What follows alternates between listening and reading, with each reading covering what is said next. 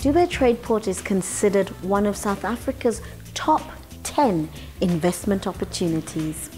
The designated special economic zone is geared to promote both local and foreign investment. In this episode, we showcase Dube TradePort's unique infrastructure offering. My name is Yelang Prujinka, and you're watching Access Africa, Business in the City. Brand South Africa's Dr. Kingsley Makubele stresses the importance of trading and investing in Africa.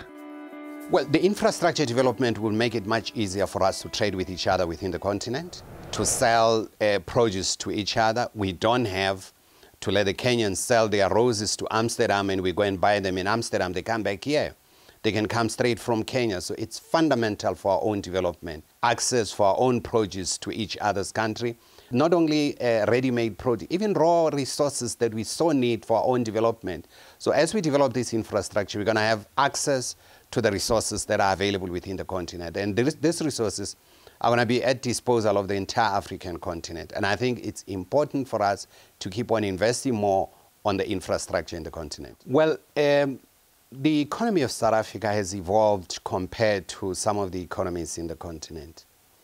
And I think what we are advocating as Brand South Africa is that we should use this privileged position that we have as South Africa to really ensure that we transfer skills and knowledges to some of those areas where we invest in. We always urge our business people to be able to empower locals wherever they are investing, not only here in South Africa, but in the entire continent. So that responsible leadership that business has to show here in the country, they must show the same attributes when they deal with the rest of the continent. And we pledge them to really support this because the development of the African child, the development of the African economy is to our advantage, all of us. Dube TradePort's air logistics platform, along with its seaport infrastructure, provide access into South and Southern Africa, as well as the rest of the globe, making it a very strategic key point for infrastructure development and economic development at large. Let's speak to Hamish Erskine, CEO of Dube TradePort. The project itself was really rebirthed in the early 90s, after 94, when government was looking around at all of the projects that had been stalled during the apartheid era, and to see where there was potential to really reinvigorate the economy and get growth.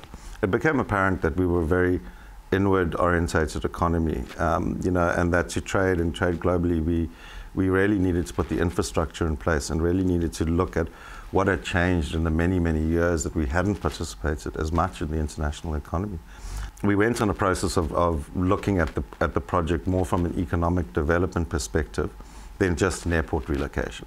Airport relocation would only really take care of passengers. We said, well, you're moving an airport in a city that has the busiest port in Africa, a city which has a massive manufacturing base, which has very close proximity to the largest economy in Africa, being Gauteng, linked by road and rail. That's a very strategic position. So we began what ultimately became the Dube TradePort concept in 2001, where we looked at it, master planned it, and placed it in terms of the regional economy, the African economy, and the global economy. From there, we put the master plan together, and that was when it was named Dube TradePort. We said we want to grow cargo. We want to grow the industrial side. We want this to have an impact on the industrial economy. And for that, we need a cargo terminal that's world-class that can operate. And also, we had seen that perishables were a high mover by air, and that the province had a lot of potential in high-value horticulture and agriculture. So we built an agri-zone as well. we had been looking at becoming an IDZ, an industrial development zone. It was something we had looked at earlier, we had put on hold, and the new legislation around special economic zones, we had been watching that closely. When we conceived of it, obviously we were looking at the global economy and saying, how did we participate in the global economy? But what has really sort of come as a whole new impetus and wave is the Africa Rising story. And then as the investors started to come, their word to us was, we're here to manufacture for the African market, for the continental market. You know, we want to serve all the way up, you know, throughout sub-Saharan Africa. And that became a very consistent story. It's really driven our focus now to say, actually what we are is a major platform potentially emerging and a gateway to provide for serving the African markets. So integration across the continent on every level possible is critical to us. We want to create, and we are creating, cargo links. So already we are in about 9 or 10 major capitals in the continent, particularly through Addis Ababa and the hub there. We want connectivity, air connectivity, immediately and directly into the region. That's so that we can not only move goods, but that we can move people, we can move business people, we can create the links, the trade opportunities. So for us, almost, I wouldn't say totally exclusive, because we will and we are positioned to export globally, but a very high part of our focus now has to become, you know, that gateway into the African continent. A lot of people talk gateways. Maybe I should say platform, you know, but we're really excited about that we can really contribute to that growth.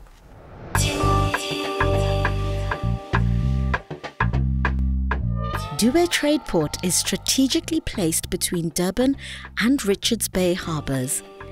It is the only facility on the continent that combines an international airport, cargo facilities, office space and hotel. We speak to Marika Mendes, who is in charge of another aspect of Dube TradePort, the advanced agro-business facilities. We do plant tissue culture. That's a new technology to South African farmers.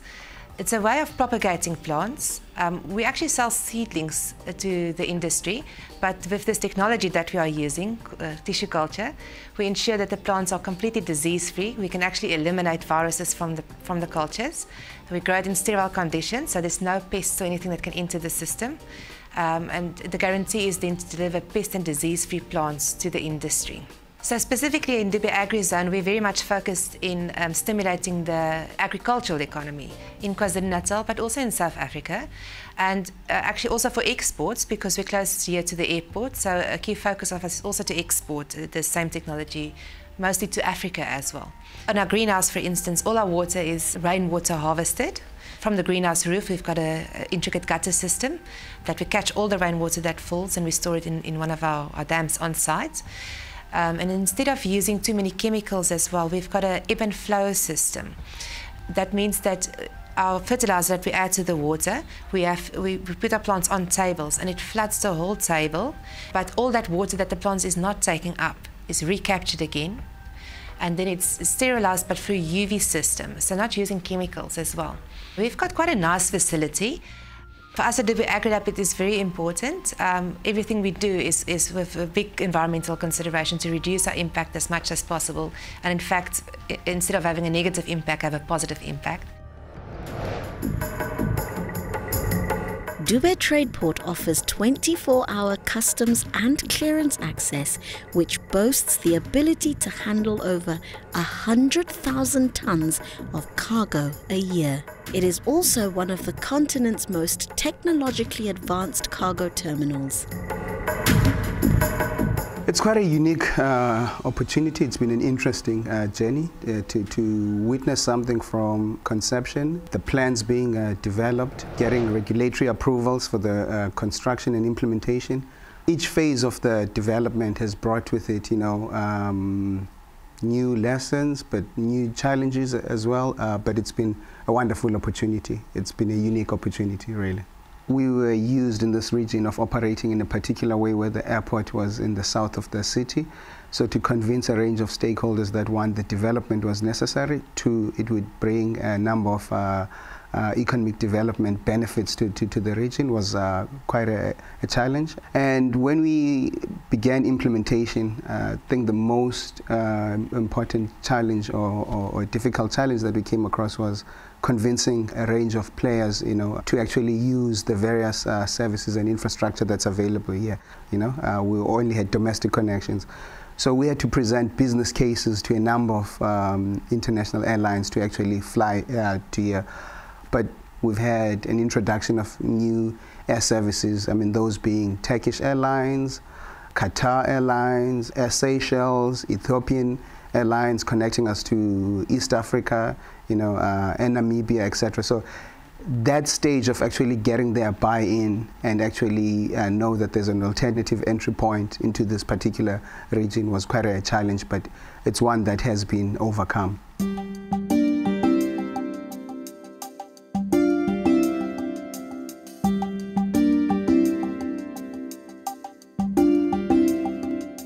We plan to see more cargo throughput via the cargo terminal. We currently have a capacity to handle 100,000 tons, so there's still quite some way off before we reach that capacity. We work with the existing airlines, on an ongoing basis, to attract more cargo here. But also going forward, we want to target more freighter aircraft to actually be based here. But also as our trade zone develops, which is adjacent to the cargo terminal, we will see more cargo growth happening through the terminal as more manufacturing companies are located, just close to the cargo terminal. They will utilize the cargo terminal more and more.